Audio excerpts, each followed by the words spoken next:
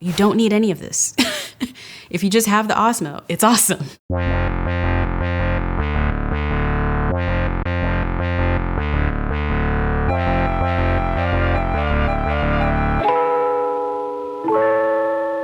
Hey everyone, it's me, Halise, endeavoring to persevere. As always, if you're new here, I make videos about my chaotic good life. I'm a filmmaker and storyteller based in Atlanta, Georgia. Subscribe, follow social media, all of the things. Really quick video today. I want to talk about my 3 favorite accessories for my Osmo Pocket 3.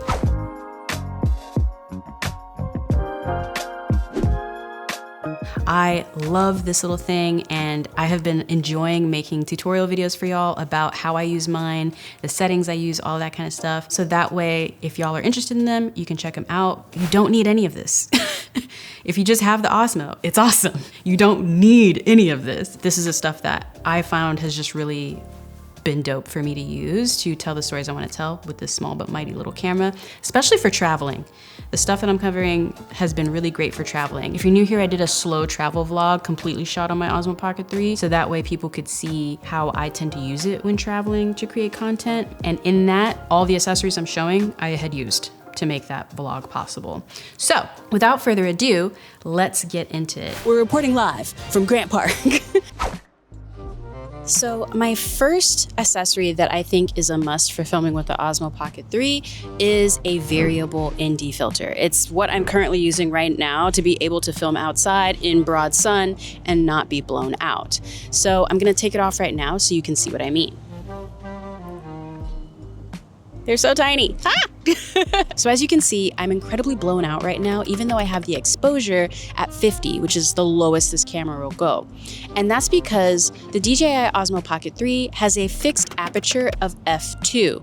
So aperture is the measurement of how much light is being let into the lens to hit the sensor when you record. So the DJI Osmo Pocket 3 has a fixed aperture of f2. So it's constantly always letting in a lot of light. Now, something else to keep in mind with aperture as well is the lower the aperture, the shallower the field of focus is on the camera. So that means the amount of distance of what can be in focus once it taps and focuses on something.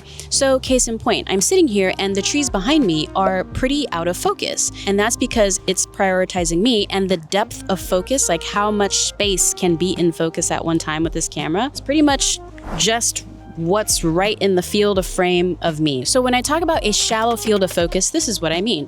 Let's take our little DJI stand, right? I'm putting it right next to me and it's in focus. But if I move it to all the way up here, as you can see, it becomes out of focus. Now, conversely, when you have a higher aperture, so say you have like f12, for example, that means it's not letting in very much light to the camera at all.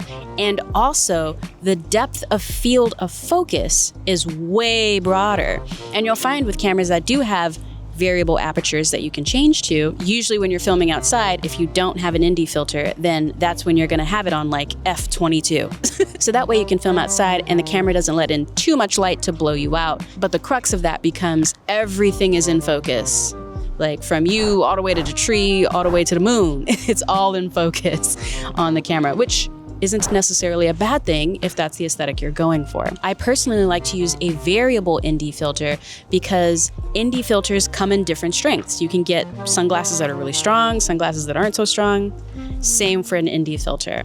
The one I use is by K&F, and it's ND 32 all the way up to ND 512. I like this one because it really covers a large range of filming outside in broad sun very easily, and I don't have to switch it out depending on how sunny it is. I can just keep it with me, and on the ND filter itself, just change the intensity. So I'm gonna do that right now so y'all can see. This is me changing it to as dark as it can get, which is crazy, and I'm literally just turning it.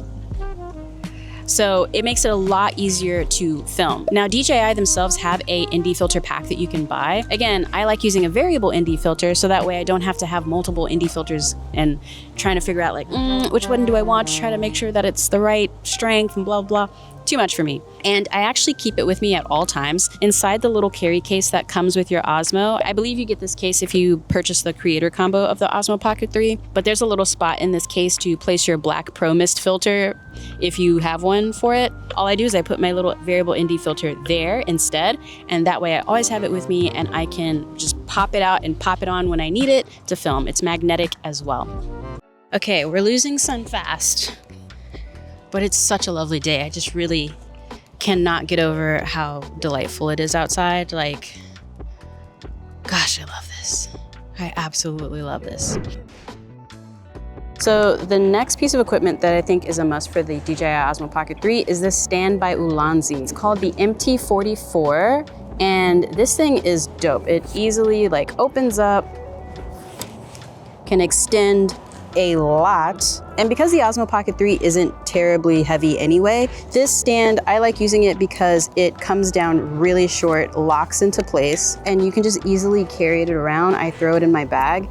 Another thing that makes this stand really cool is the fact that it's got the right threads built into it. So all you have to do is literally just screw things on and off, and it works. And bonus for this stand is it also has a built-in phone stand as well. So you can also use this to create phone content as well, if that's something you do as well. So this stand is amazing, highly recommend.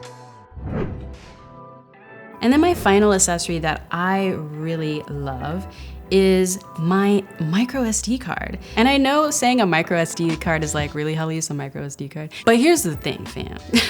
You're filming on your Osmo Pocket 3, you're trying to sell great stories with it, you're trying to get awesome footage with it, you know, you're trying to be dope with it. And then you put in an SD card that's like not good, and then you lose your footage, or your footage becomes corrupt or something like that. You know what I'm saying? Hey, all that work for nothing? Come on. Invest in a good micro SD card for this pricey investment you've made. I want to make sure that when you're recording, you feel confident that everything is being recorded. Because trust me, I have been on the end of a failing SD card, and it is sad and expensive. So I actually got to partner with SanDisk to try out their new SanDisk Creator Series, and they sent me this micro SD to try out. So it is 512 gigabytes.